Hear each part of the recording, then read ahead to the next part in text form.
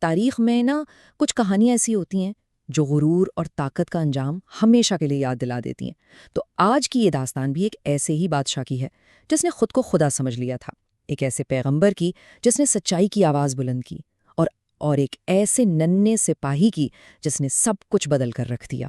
تو چلیے ملتے ہیں اس کہانی کے مرکزی کردار سے، ایک عظیم و شان بادشاہ نمرود، سونے کا تخت اور غرور ایسا جو آسمانوں سے باتیں کرتا تھا۔ اسے تو پورا یقین تھا کہ وہ انسان نہیں بلکہ لوگوں کے بیچ ایک خدا ہے۔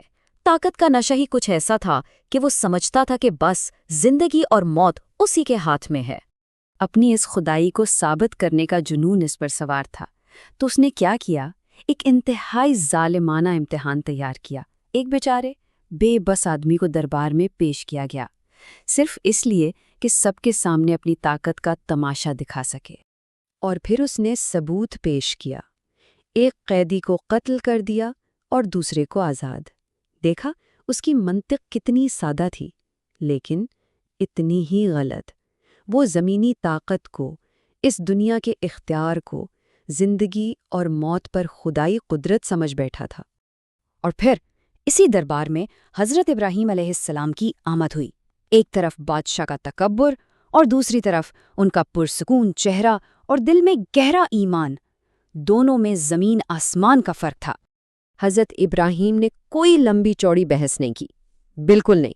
انہوں نے بس ایک بہت سادہ سا لیکن اتنا گہرا سوال کیا جس نے نمرود کے کھوکھلے دعوے کی بنیادیں ہلا کر رکھ دیں۔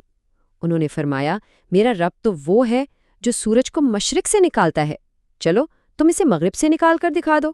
اور بس اس ایک سوال نے بادشاہ کو لاجواب کر دیا۔ دربار پر سکتہ طاری ہو گیا، پورے دربار میں دھیرے دھیرے سرگوشیاں شروع ہو گئیں۔ یہ وہ لمحہ تھا جب دلیل کے سامنے تکبر ہار چکا تھا۔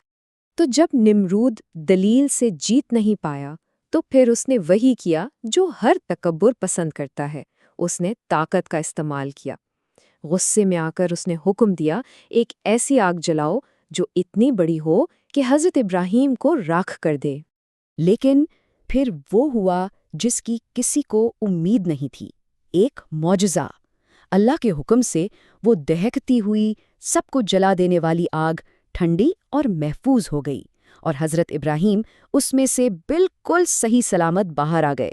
یہاں یہ ثابت ہو گیا کہ اصلی طاقت کسی بادشاہ کے تاج یا تخت میں نہیں ہوتی۔ خیر، وقت گزرتا گیا، نمرود اپنے تخت پر تو بیٹھا تھا، لیکن اب اس کے دل میں سکون نہیں تھا۔ دنیا کی ساری طاقت مل کر بھی اسے وہ سکون نہ دے سکی۔ اور پھر قدرت نے اپنا فیصلہ سنایا۔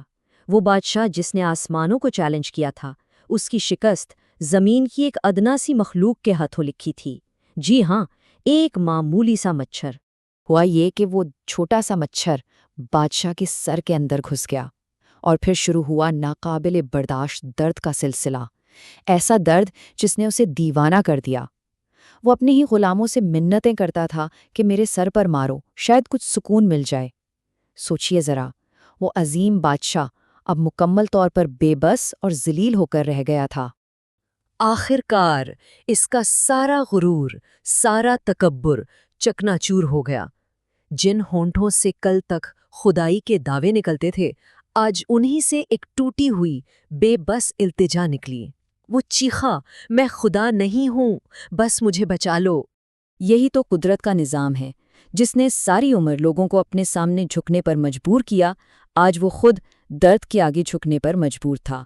تو اس پوری کہانی کا سبق بہت صاف ہے، غرور ہمیشہ تباہ کرتا ہے، پھر چاہے سامنے کوئی بادشاہ ہی کیوں نہ ہو۔